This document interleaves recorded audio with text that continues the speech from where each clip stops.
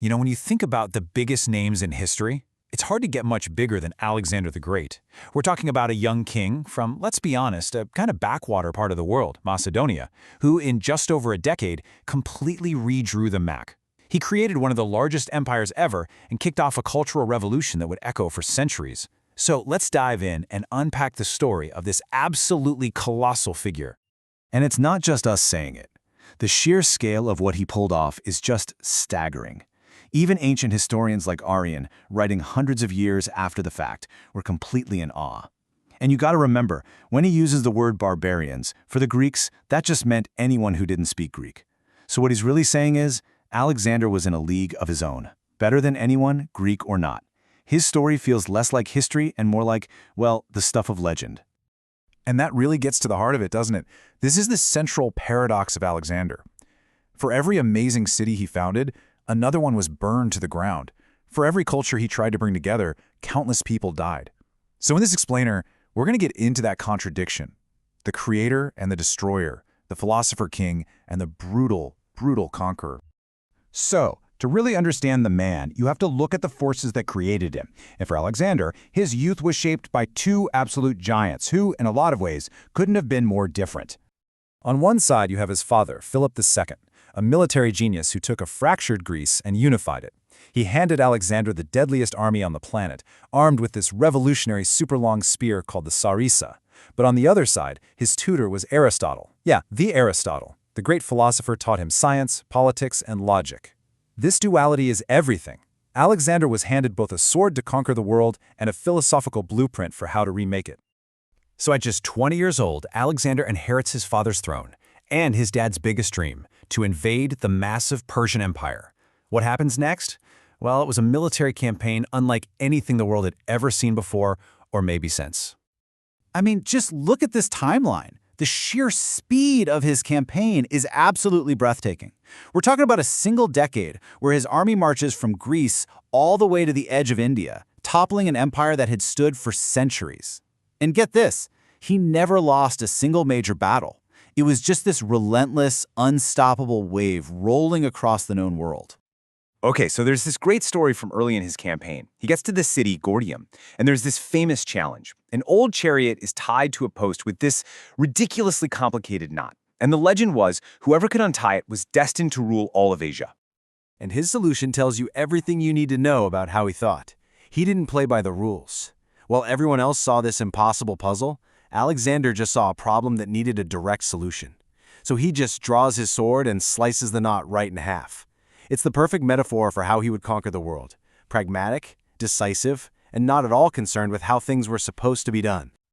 But it would be a huge mistake to just see him as a brute. The historical sources are pretty clear that he could show some surprising compassion.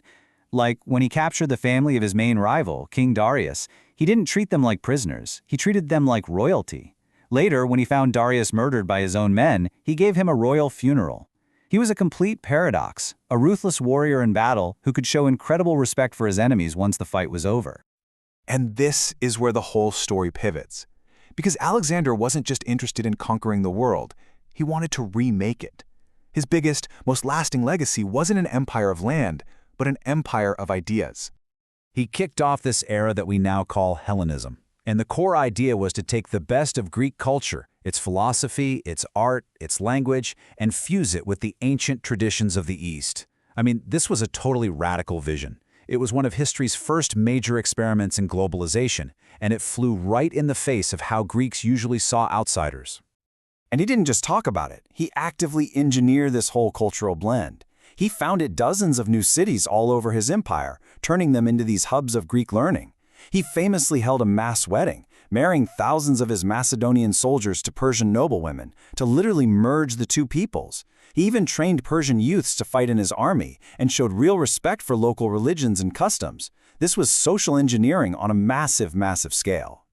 So, after a decade of conquering, Alexander is back in Babylon, the new heart of his empire. He's undefeated, he seems invincible, he's planning even more campaigns.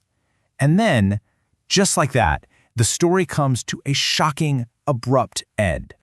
He was just 32 years old. Think about that. He conquered the known world, and he wouldn't even live to actually rule it.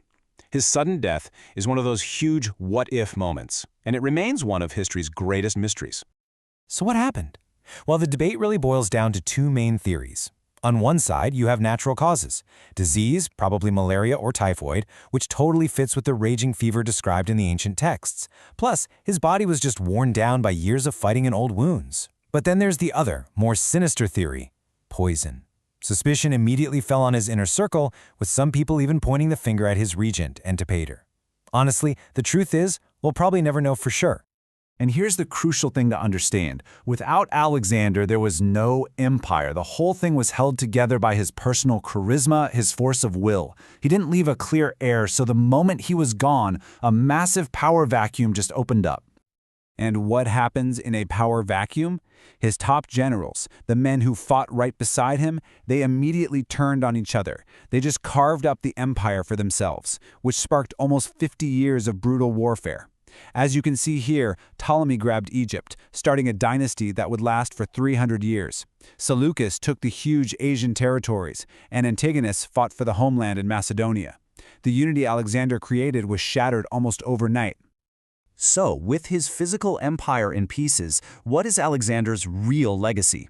Well, this is where you have to separate the actual man from the powerful myth that he so carefully built around himself. Alexander was a master of propaganda, a master of his own image. He wasn't just winning battles, he was writing his own epic story as he went. He deliberately modeled himself after Greek heroes, especially Achilles. He put out coins that showed him wearing the lion skin of Hercules, basically declaring to the world, "I'm a living demigod." Near the end of his life, he even demanded that people worship him as a god, which, you can imagine, did not go over well with his own people. And this, right here, is the ultimate takeaway. The political map that he drew on the world was almost immediately erased, but the cultural map, that was permanent. The Greek language became the common language from Italy to India.